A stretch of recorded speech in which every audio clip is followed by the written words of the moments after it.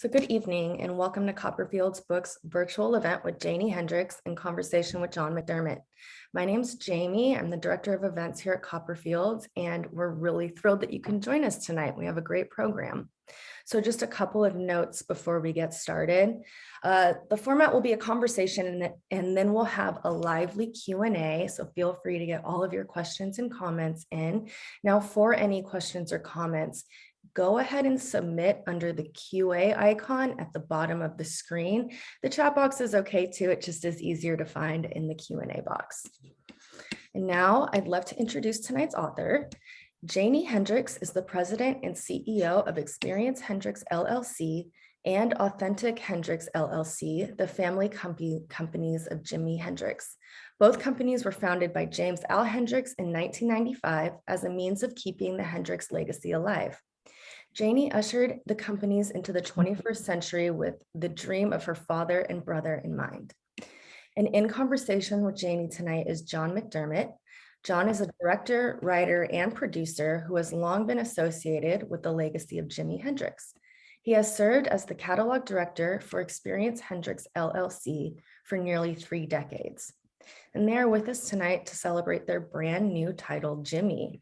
So welcome. I'm thrilled to hand it over to you, John. Why don't you get us started? Thank you, Jamie. I appreciate it. And it's obviously fun for me to talk to Janie, who I talk with virtually every day about Jimi Hendrix and doing good things on behalf of his legacy. So one of the things that that we have done was this book called Jimi, which is kind of an outgrowth of a book that Janie and I had previously collaborated on in 2007. And what we were trying to do specifically with that book was to bring some of Jimi's handwritten elements and family documents, photos, all kinds of things together in a way that would be almost interactive with readers. And the book was successful, but because of its unique nature, where it was a reproduction and things were in envelopes, it was difficult to republish. So the decision was made to create this new book, to expand on it, to give it a whole new, I would say, visual presentation, certainly, than what we did previously. So I'd start by asking you, Janie, what was the most enjoyable part of this book for you? What did you like the best? Well, I think, first of all, working with anything that Jimi was a part of is fun. It's amazing. And you always are discovering new things. So we were able to gather more photos because we've acquired more photos. We found some more handwritten lyrics and more artifacts to add. I thought that was fun. I think one of my favorite parts of this book is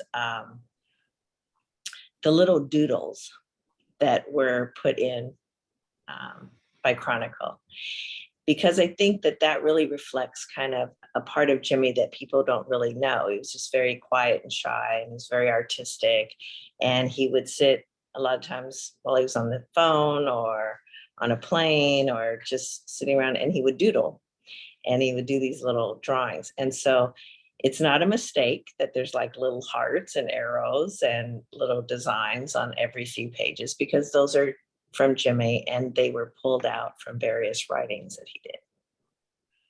Yeah, I agree. I mean, I think, you and I have both discussed this a lot, is how Jimi, just, in addition, obviously, to his musical talent, just how important his visual presentation was and how cool and unique his fashion, his look, just how he was. And I think that's really one of the cool things this book allows us to do, almost in a chronological fashion, is that you see that evolution, that confidence kind of just continue to exude as he gets older and ultimately more commercially successful. I agree. I love how when you open the book at first, there's kind of like these chronological tabs in various colors, because Jimi was all about color. He really felt that color helped your mood, changed your mood in songs. As you know, when he was in the studio, he would tell Eddie, I want this to sound blue or purple or give it a little green. And the book captures that in a different way. it's not just for your coffee table. You should really open it and play with it and look at all the pictures. It's got a wonderful feel to it, but the pictures just seem to pop from the colors from every page, I feel. Yeah, I mean, I think it's what's interesting about this book, kind of being both a fan and also someone who's had the obviously the good fortune and privilege to work with you in the legacy, is that, this is part of the overall understanding of the Hendrix phenomenon, if you will. I mean, I think, in the many of the documentaries that we've created for Experience Hendrix, taking you behind particular major concerts in his life, that's where you're going to be able to get detail, additional perspective, and things like this. But I think what I know we wanted to try to do with this book is to really give someone a really good primer as to where he came from, what his influences were, what he was trying to achieve, what he did achieve. And I certainly think that's a goal that it's a great start for a Hendrix fan who can then always pour into any aspect of his life, his technical ability, songwriting, things like that in greater detail. But I think this book, as you say, gives somebody, a sense of his visual style, and yet at the same time, the depth of his talent. I agree. Yes. So from the vantage point that you've had, which is unique, you're, as I've often said, I mean, he's not a one-dimensional historic figure to you, but it's like a three-dimensional family member. What is it like to look at something like this, knowing that, these are important people in your life, in your personal life, not necessarily your professional life? As you are older and looking back, what's that like for you? Well, it's multifaceted, and it's very important on all levels. Like, people talk about Jimmy as just being a fan, and maybe they too are a musician and they enjoy listening to his music. I think for me, it's like I have all the memories of him coming home and sitting at the dinner table and eating, and us all playing Monopoly, and him downstairs with Dad making up songs kind of on the fly, and his great sense of humor. And then to be able to go in the studio and listen to him kind of banter back and forth with either the other musicians or Eddie, that was very reminiscent of what it was like at home. And so it just comes all full circle to really understand who he is, and at different levels. Like starting as a child, I looked up to him, and I mean, in many ways, I still look up to him. I don't mean it that way, but as a child, you have to look up to people because they're taller than you, they're bigger than you, they're bigger than life. And then as we've moved through the decades, I mean, it's been nearly 3 decades that we've worked on his music and made sure that his legacy stays alive. His legacy is our legacy, and we want to make sure that he is seen in the best light and understood, really. And I think that's what makes it so honorable, to be able to do that and to fulfill the promise. The promise was that, he promised me as a child he would always take care of me, and I promised that when I grew up, I would take care of him. In my mind, I thought he would still be alive, but we just keep his music alive and help that to continue. One of the things I've always been fascinated about with Jimmy is that, here is somebody who never truly chased celebrity, or, certainly in its present incarnation of what is considered a celebrity. But, Jimmy was somebody who, didn't do a lot of interviews, really wasn't somebody, a self-promoting type person. And that's why, like, what we tried to do in this book, and of course with the album releases and our documentaries and things like that, is in some ways to just try to show some of the different perspectives of who he was, because it isn't as if that, he left an autobiography, he, did all of these various things where some of that detail is filled in. So it's kind of an interesting challenge for us, not having, that kind of work or existing history to be able to present to people and say, no, this is what he said. Yeah, I mean, but I think that he would be very proud. I know my dad was when he was alive, just being able to see all the releases that were coming out. Growing up, being kind of under the old administration after Jimmy passed, we had to go and buy our own CDs. So to be able to, have the CDs, work on the documentaries, let Jimi tell the story, his story in his own words.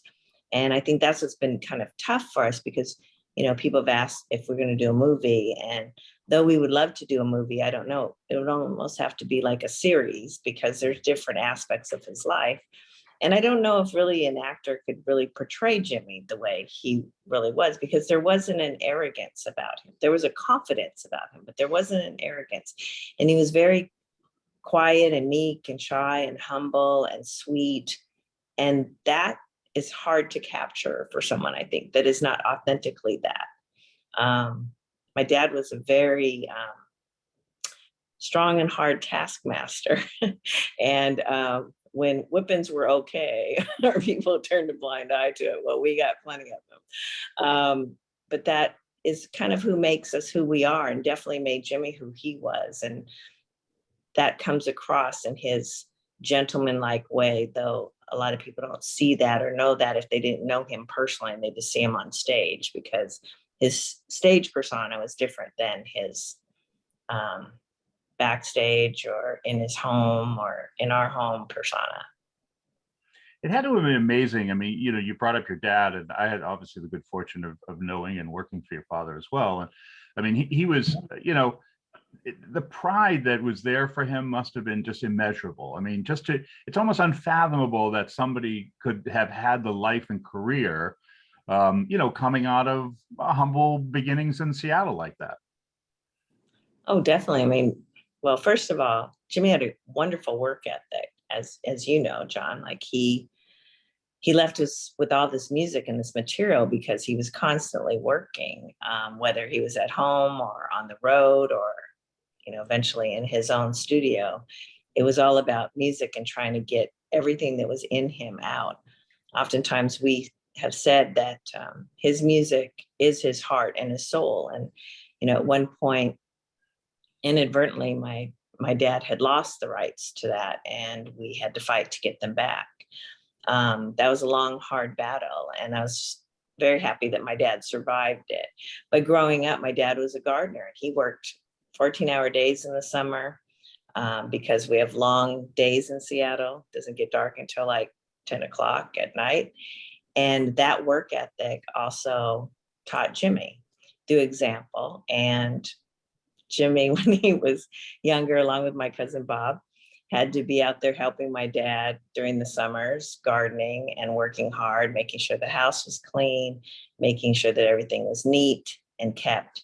And all of that, makes us who we are because of my dad's upbringing.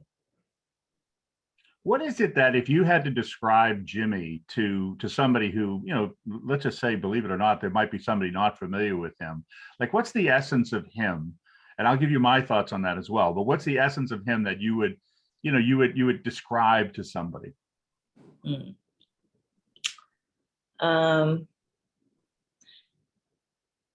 Quiet, shy, but at peace. Very knowledgeable about different aspects of the world at the time that he was alive. He was very politically knowledgeable. He was very in tune with what was going on throughout the world. And I think that what he saw and experienced growing up in Seattle, in a very multicultural area, which was the Central District, what he learned growing up, he later on gave back through his music. I think that our life is just that. It's a journey. Things that we learn in life are little pieces and jewels and gems that we end up using to not only help ourselves, but to help others around us. And he was very generous to a fault, very giving, but yet he was also the boss. Billy Cox has said it, Mitch Mitchell used to say it, that Jimi was the boss on stage, in the studio, and though he was quiet and humble, he had a task and a mission that he was to accomplish, whether it was given to him or by the universe. He was on that track to get it done. And he did a lot in 4 years, which we're very fortunate that he did, because we're able to give it back to the world. Well, I agree with all of that. I mean, to me, he's the most creatively free and committed artist that I can really think of. I mean, this is somebody who left Nashville when he wasn't creatively satisfied, went to Harlem, struggled there. From there, went to Greenwich Village, got an opportunity to go to London and went. I mean, he was committed fully to his craft, to his music. I mean, that was the most important thing, it seems, in his life. And I think that, you know, you talk about that work ethic. I think, you know, once he got a chance, for example, to go in the recording studio, he recorded as much as he could, you know, because it was like, hey, I didn't get this chance before. So I think that we're very fortunate to kind of now be, you know, in receipt of all that great work, because we're able to kind of share it through the various releases that we've done. And I think that, you know, if you, in this book, we hope you get a sense of that commitment to his art, because, you know, there wasn't 3 years between every album, like, you know, or 2 years or 18 months. I mean, you know, he had 2 records out in 1967 plus some singles alone. So it's pretty remarkable, you know, if you think about the output that came out during those 4 years. Yes, I agree. I mean, from you know, looking at, you know, we've now had a pretty significant course of ground in terms of the things that we've been able to release.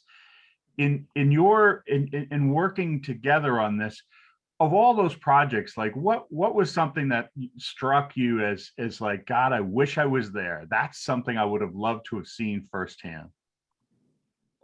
Well, I don't think that there's one concert or one event that I didn't wish I was there, to be honest with you. Yeah, yeah. So the funny thing is, so Jimmy last performed in Seattle in July of 1970 at the Six Stadium. And when he was leaving, he knew he was going to Hawaii, and he knew he was going to spend probably a month there.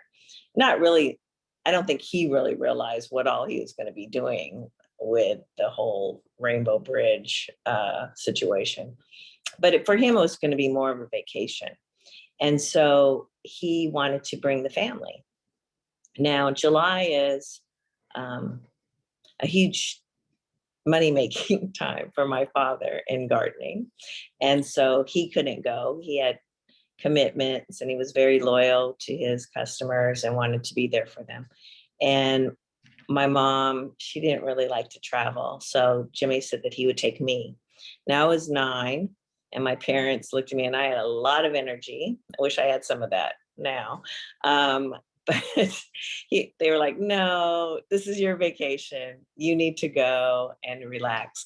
And then I remember years later when I saw the original Rainbow Bridge, and I said, look, there are kids there. I could have went. And I think that I really wished I was able to have gone. I really wish my dad would have put aside his gardening and came. He didn't get a chance to come, or rather go to Hawaii until probably about 5 years before he passed away. I think that it would have been a really great opportunity for us to go.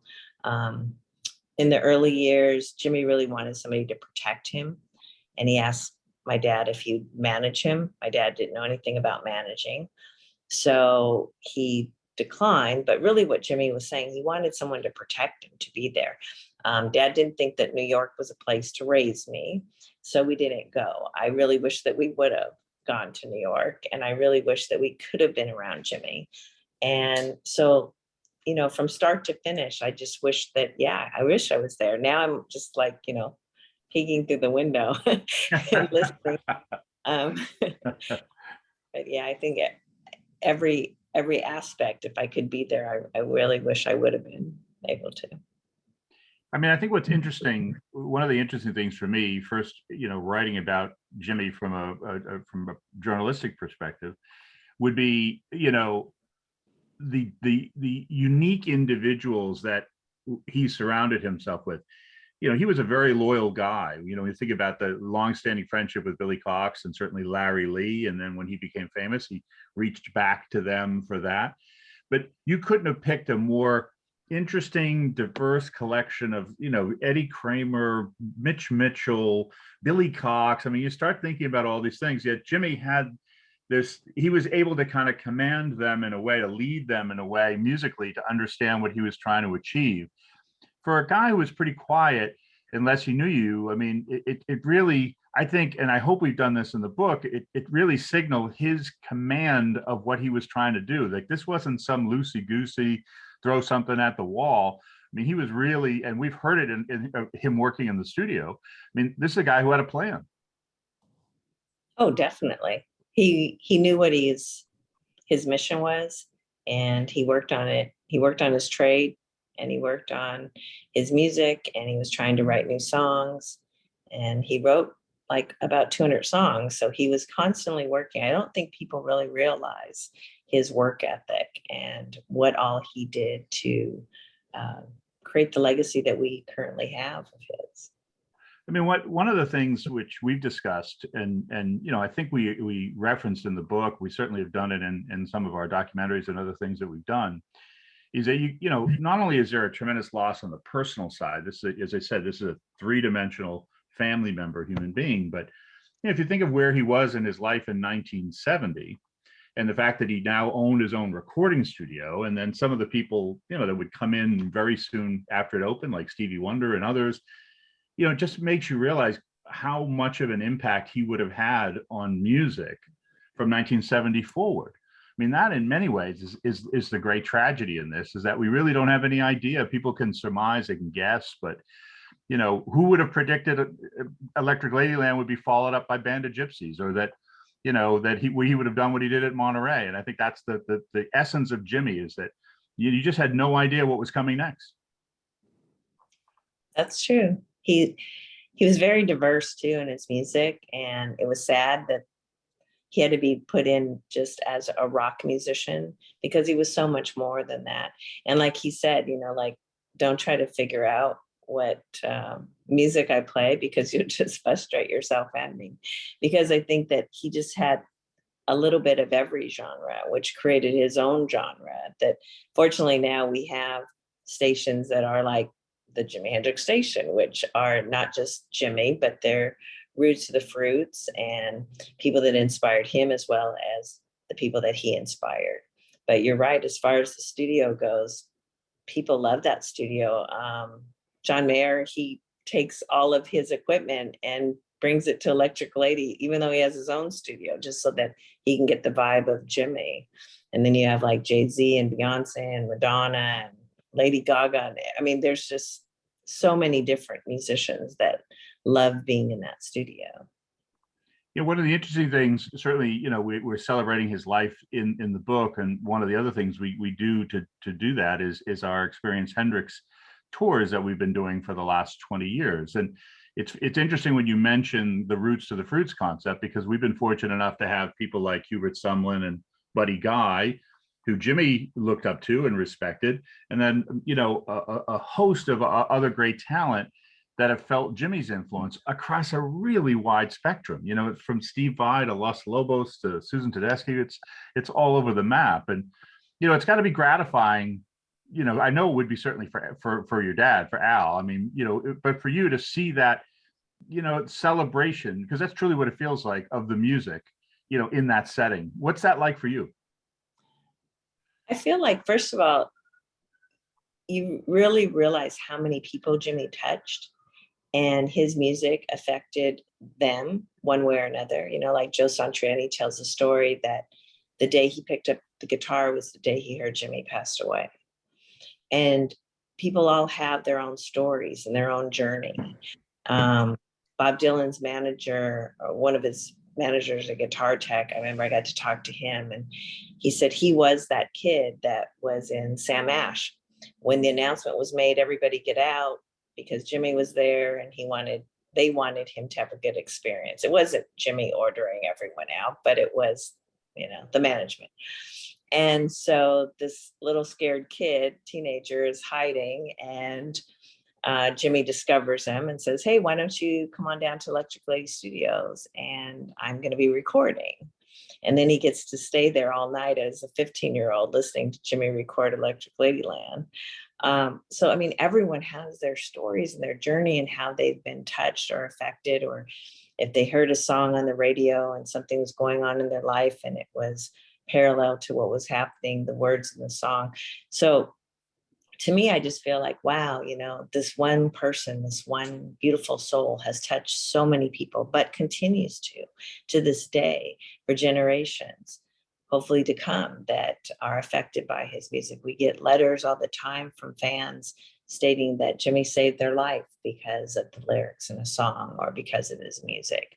And to me, that's phenomenal, because though he would be 80, he's not. He only lived to be 27. And, you know, for the young people, he's their age now.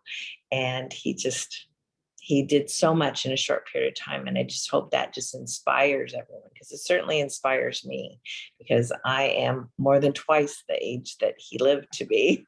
And I can honestly say, I don't think I've done as much as he did in such a short period of time. Sure, sure. I think one of the interesting things about Jimmy, you know, from my perspective as well, is, you know, there's just something about him, his essence and identity that is different for everybody. It could be somebody who just is a guitar player and just feels that influence, or a musician who feels that influence. But there's also somebody for it's really just about the shirt, wearing Jimmy. It says something about me and my feeling, my life outlook. I mean, you know, obviously the music is the core, and that's what binds all of us fans together. But, you know, in your position, you know, leading Experience Hendrix, it's got to be interesting to see that manifest itself in all kinds of ways. There's people who just enjoy just watching the original footage, but then there's also folks who, through a project like this in this book, just want to dig more. So, you know, in a way, we have to kind of keep our eyes and ears open to the fans to guide us, right?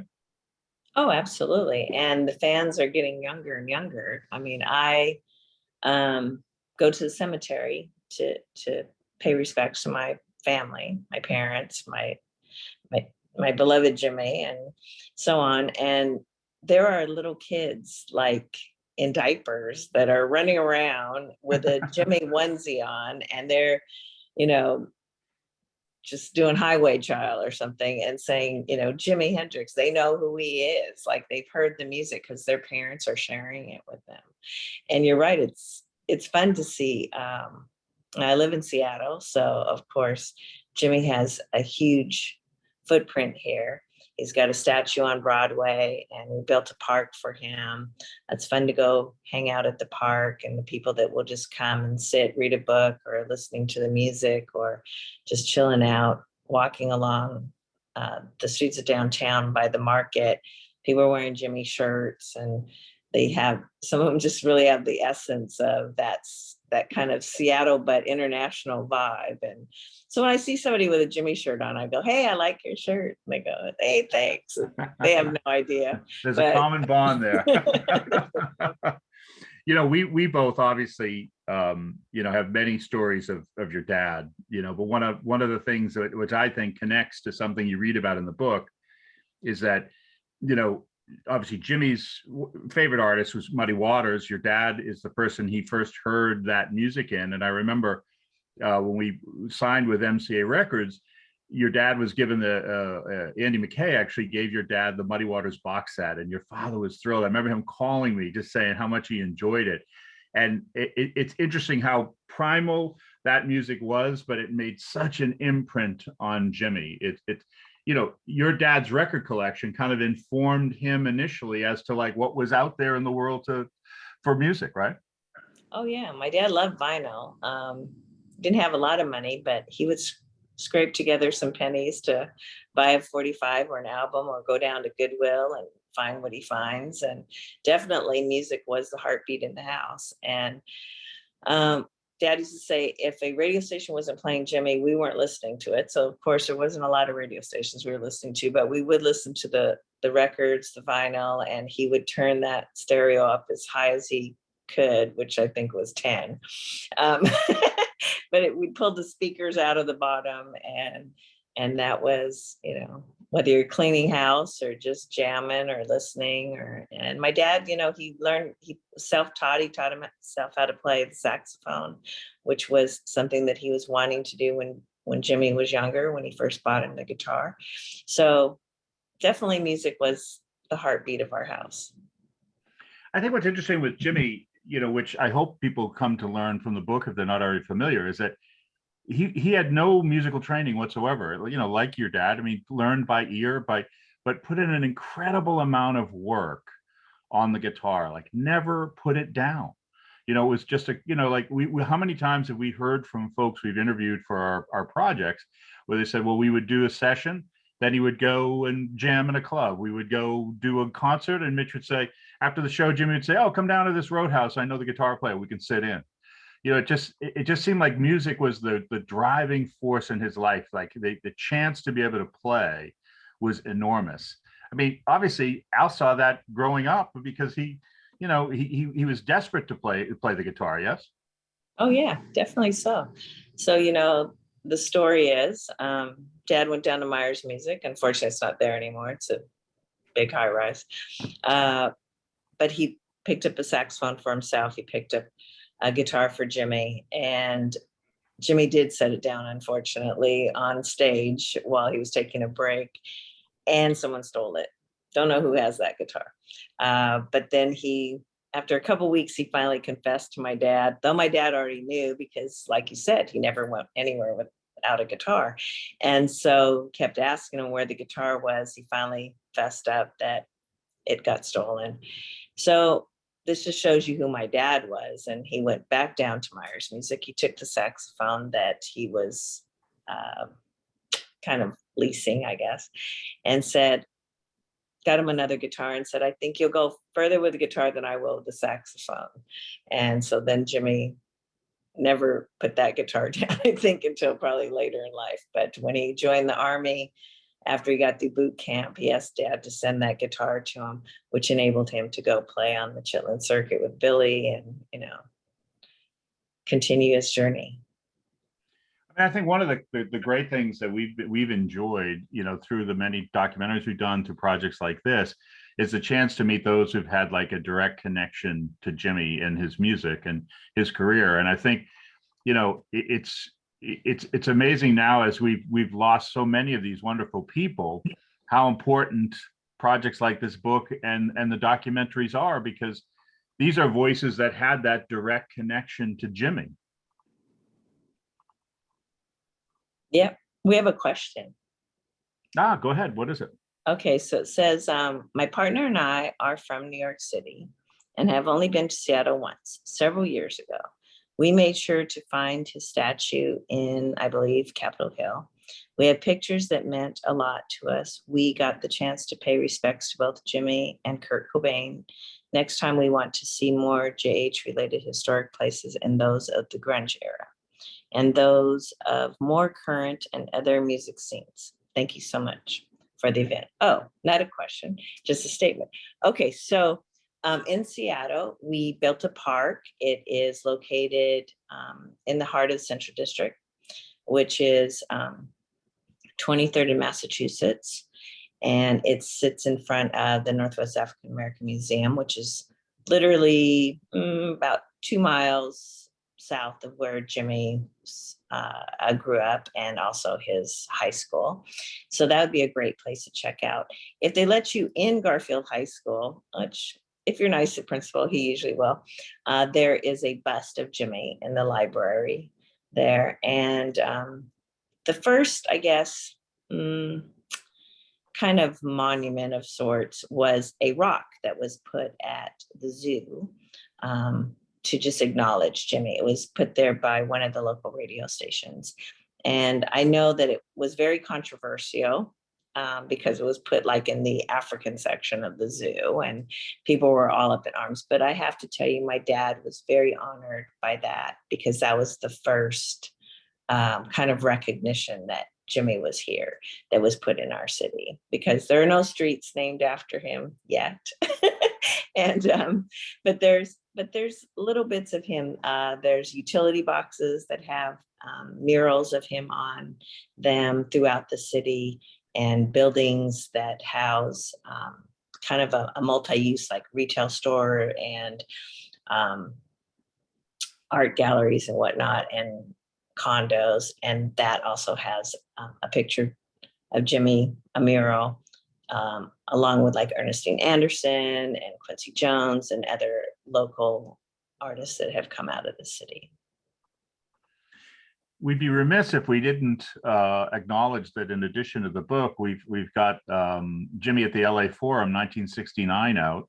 I mean, I think one of the cool things, if you're a fan and you're inspired by the book, you really should dive into, even if you want to get deeper, the documentary film we made, Hear My Train A-Coming, which details the full chapters of Jimmy's life, similar to the book that we just did.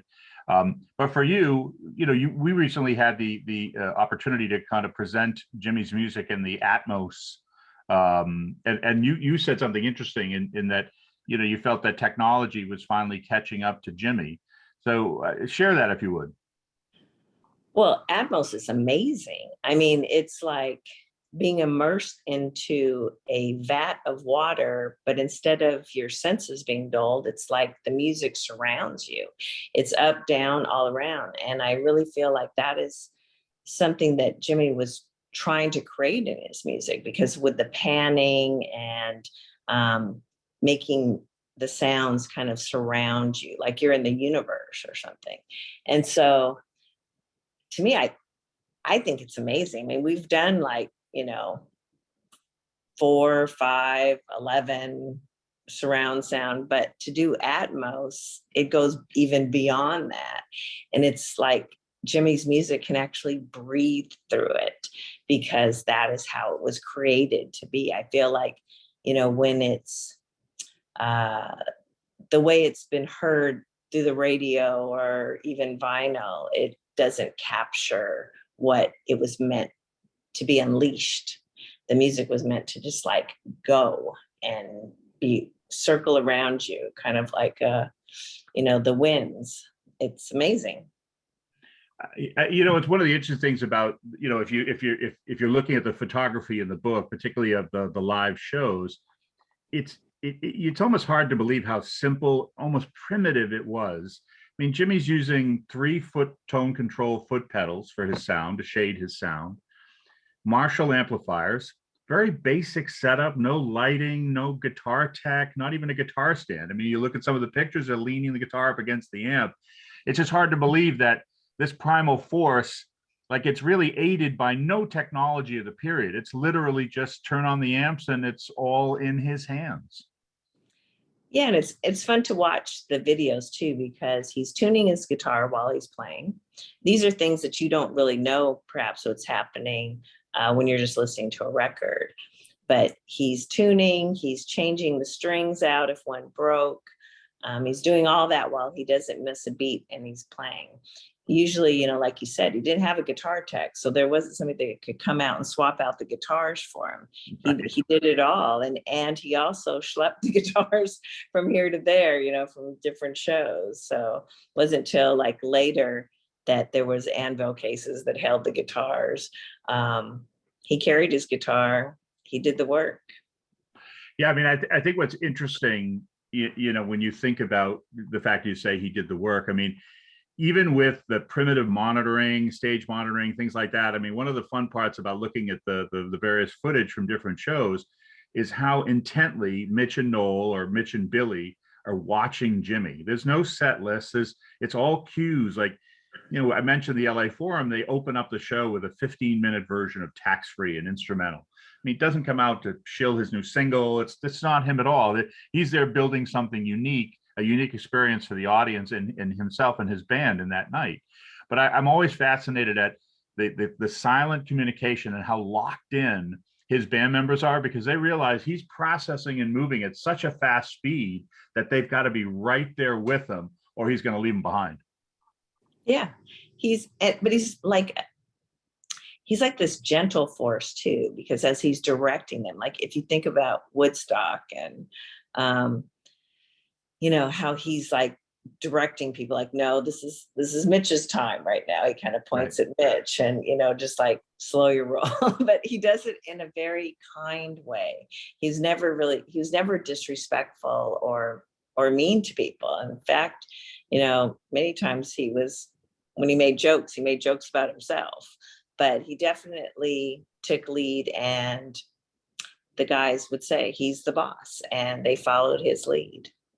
And I love the line where Jimi says to Billy, "Oh man, you were like white on rice." And he said, "No, I was like rat on cheese."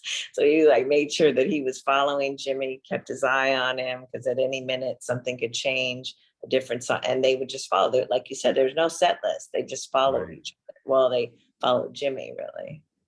I thought it's interesting, the relationship between Jimi and Billy. When you think about them, young in their 20s, they'd both, been in the Chitlin circuit, they'd done studio sessions, but had struggled. But when they get to New York, they spend as much time as they can together, just playing. Like Jimmy's like showing him all this music and encouraging him to kind of be with him and join him. And, it wasn't like, hey, we're going to go out on the town and we're going to, get crazy and buy up houses and, live this crazy life. But it's interesting how much they shared a love of creating music. That's, many bands start their high school friends, their childhood friends, whatever. Here, this was Jimi he could have picked anybody in the world given where he was in 1969 with his popularity. And he reached back to Billy, who was an unknown. It really speaks to how the kind of person Jimi was, and really what I think he needed at that point in his life, which was a centered, guy that he could trust. Well, I think Billy and Jimi had a brotherhood. And, hanging out with Billy after all these years, I used to say to Billy, I can see why he and Jimi were close, because Billy, I can see essence of my father in Billy. And I'm sure that Billy's upbringing was very similar to Jimi's. And so that common thread, of being kind of from the same village and having this similar experiences, it was a brotherhood between the two of them. I think one of the things that I enjoyed getting from Chaz Chandler, is that Chaz, having been an artist himself, I think what was amazing about Chaz is that he and Jimi, he saw an artist whose talent was even greater than his, but he had kind of been through the wars and was able to show Jimi, this is the path. And the talent was always there, but I give Chaz great credit for helping Jimi understand the landscape of pop music. Like, this is what you're going to have to do to get to where you want to be. And I think from there, Jimi ran with it and obviously had tremendous success. But, we've heard Jimi in 1966 and the talent was there. He just didn't have the support. Yep. I remember Jimi calling home saying that he was going to play at the Apollo. And he was scared to death, mainly because he didn't want to get hit with fruit or anything else that somebody might throw at him on stage. And then he phoned home later to say that he had met Chaz, and Chaz was taking him to London, and he was going to change the spelling of his name to Jimi, which my dad thought was cool, and use the last name Hendrix because he hadn't been using the last name Hendrix, and Dad thought that was super cool. And then the funny thing, because Dad held the phone out so we could hear, and he was just like, yeah, and they're putting these two white guys next to me and they have hair like me. Like, because here it is, he's a kid and that's how kids talk. And it was, but he was like, they got chops, they got talent, but they have hair like me. He thought that was so cool. And so I just feel like, Chaz helped him a lot. He did. He opened the doors. He knew the places to take him and he knew what to do. And God bless him. I had the honor to meet him both as a child and as an adult. And what an amazing man. And really, we owe a lot to him for helping Jimi and recognizing Jimi's talent. It's interesting when you talk about Jimi leaving Seattle and then obviously on his journey to ultimately get into England and then coming back to the United States. Think about the last time that your dad was aware of Jimi, he was playing like high schools and little, veterans halls, things like that, like tiny places. The first show back in Seattle is at the biggest arena in the city. Yep, at the time it was called the Coliseum. Changed its name many times. It's now Climate Pledge. It houses our Kraken, our hockey team. But yeah, when he first came back home, first of all, my dad never wore a suit, and he shaved his mustache off. Jimmy didn't even recognize him, actually.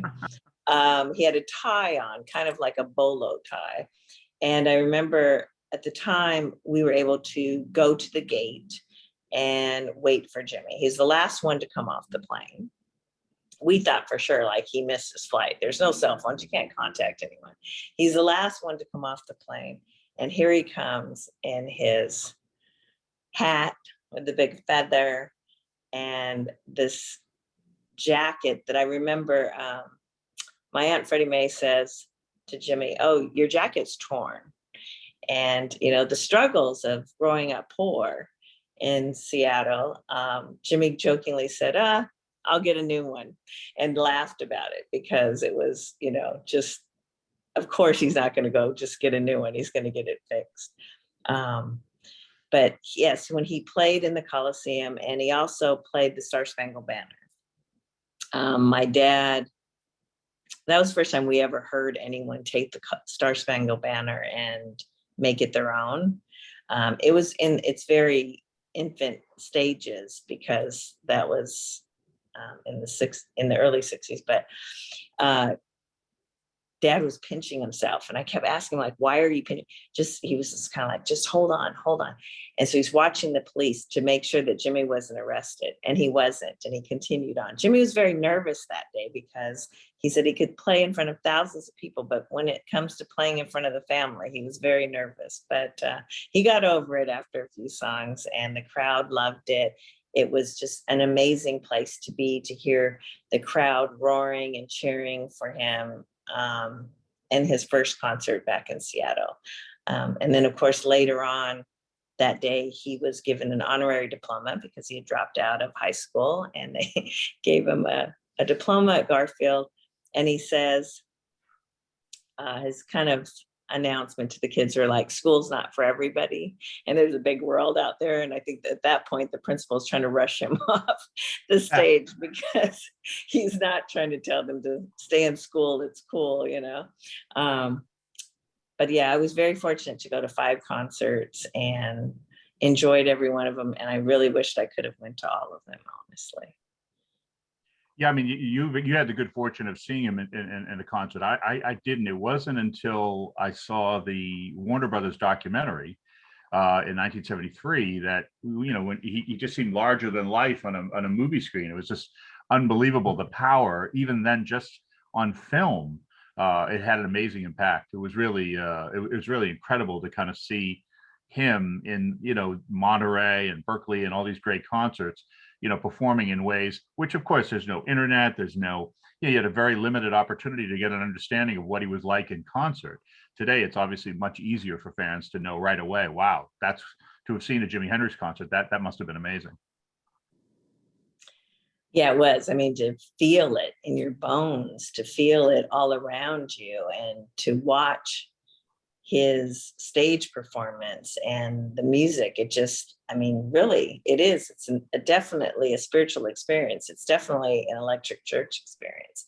And, we try to give that in a very small, similar way in our tribute concerts to let people experience the music. And I think really that is the only way, is to be able to experience his music. But I feel like now with Atmos, it kind of gives you that same sense of where the music envelopes you and swirls around you, which is very similar to what that experience was for a live performance.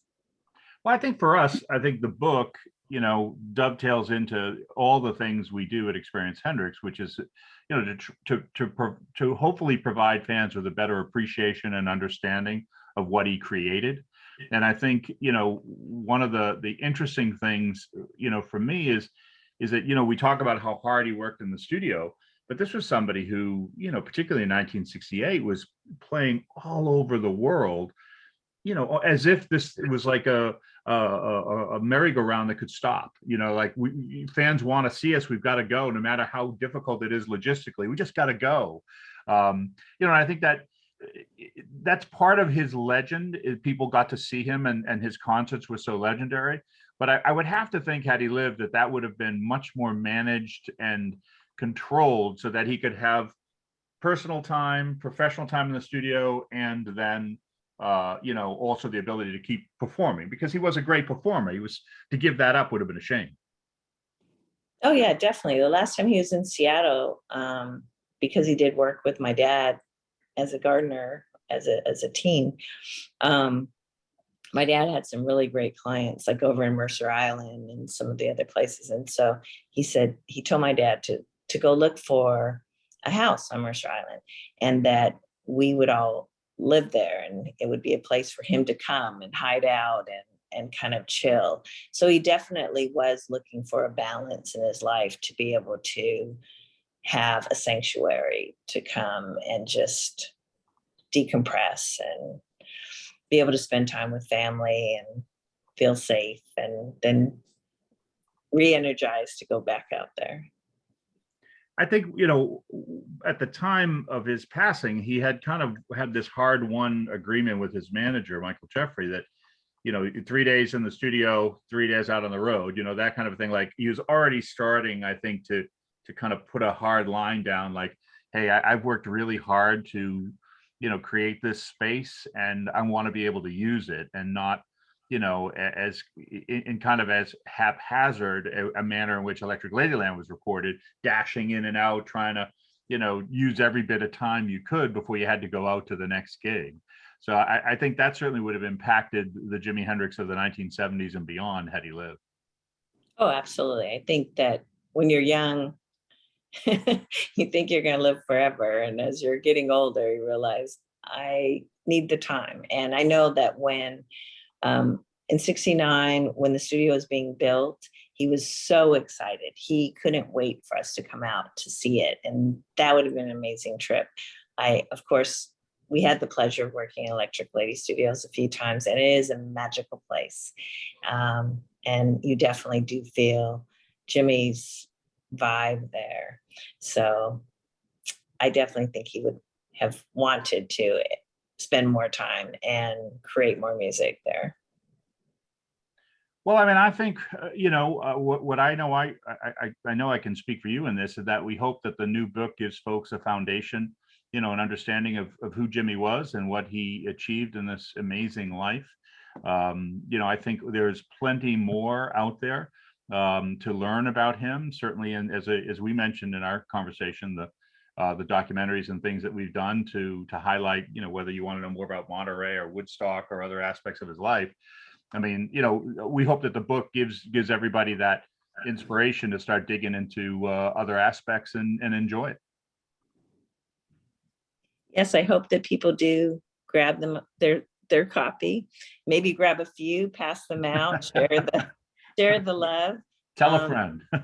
But definitely take it out of its plastic and let it breathe in all the wonderful colors and stories and information about Jimmy. Learn as much as you can about him, because he was a beautiful human being.